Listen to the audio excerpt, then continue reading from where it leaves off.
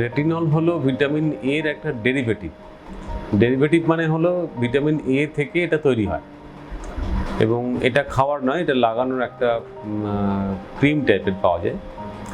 এতে যেটা হয়, স্কিনের কোষগুলোর যে টার্নওভার, মানে একটা সেল থেকে পরের সেলে যাচ্ছে, নতুন সেল আসছে, মানে পুরনো সেলগুলো চলে গিয়ে নতুন সেল কিন্তু স্কিনের সেল, এই নতুন যে সেলগুলো আসছে, এই কত তাড়াতাড়ি সেলগুলো চলে আসছে, এতে নতুন সতেজ স্কিন আবার তৈরি হয় পুরনো স্কিনগুলো চলে গিয়ে। তার মানে ভিটামিন এর এই রেটিনলগুলো ব্যবহার করলে স্কিন আরও সতেজ হয় এবং এই করতে গিয়ে স্কিনের মধ্যে যে সমস্ত নোংরা বা প্রত্যেকটা হেয়ার ফলিকুলের মধ্যে যেগুলো ঢুকে বসে আছে সেগুলো বেরিয়ে চলে যায়, ফলে স্কিনটা গ্লোয়িং লাগে এবং স্কিনের নতুন কোলাজেন তৈরি হয়, স্কিনের স্ট্রাকচারটা আরও ভালো হয়, স্কিনের সেল রিনিউয়াল হয়।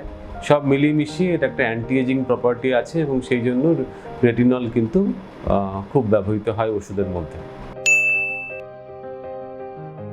এখন এই রেটিনল স্কিনের ক্রিমের মধ্যে, মানে মোস্টলি নাইট ক্রিমের মধ্যে কেন ব্যবহৃত হয়, এটা বুঝতে গেলে আমি অলরেডি বললাম যে রেটিনলের কি উপকারিতা, কাজেই সেটা থেকেই বোঝা যাচ্ছে যে কেন রেটিনল ব্যবহার করা হয়।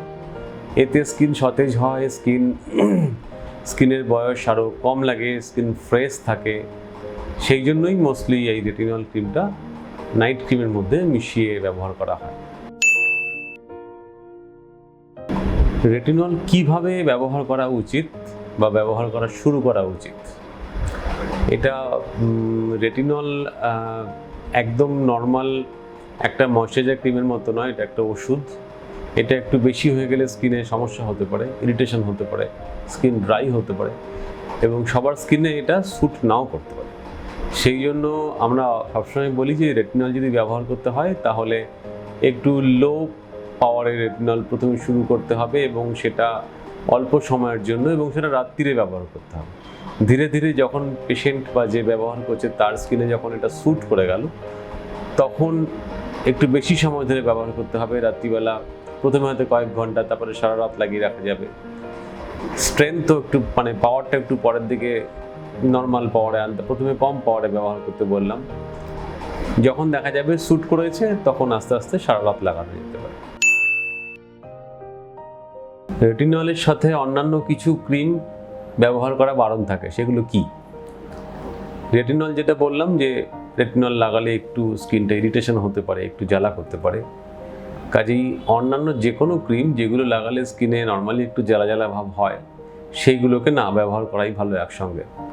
অনেক ব্রণর ওষুধ আছে, যেমন বেনজোয়েল পারঅক্সাইড বা অনেক সময় অন্যান্য ভিটামিন এ জাতীয় ওষুধগুলো যেগুলো ব্রণতে ব্যবহার হয়, সেইগুলো এর সাথে ব্যবহার না করাই ভালো, তাতে জ্বালা ভাবটা বাড়বে।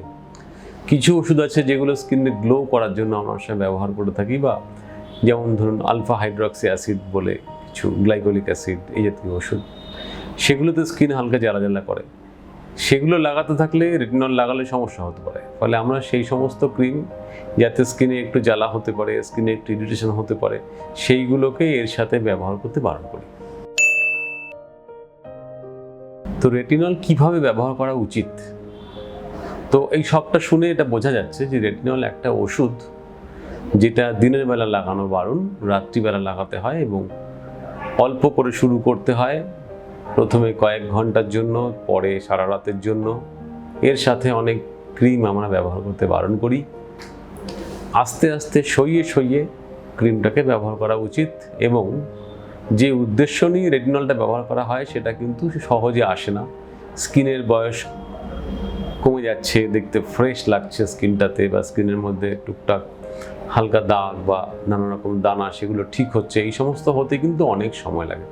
ফলে লাগালে বা লাগানোর সময় এটা মাথায় রাখতে হবে যে অনেক দিন ধরে লাগাতে হবে এবং এটা রাত্রিরে লাগাতে হয়।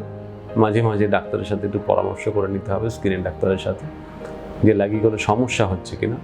এইভাবেই এটা লাগানো উচিত।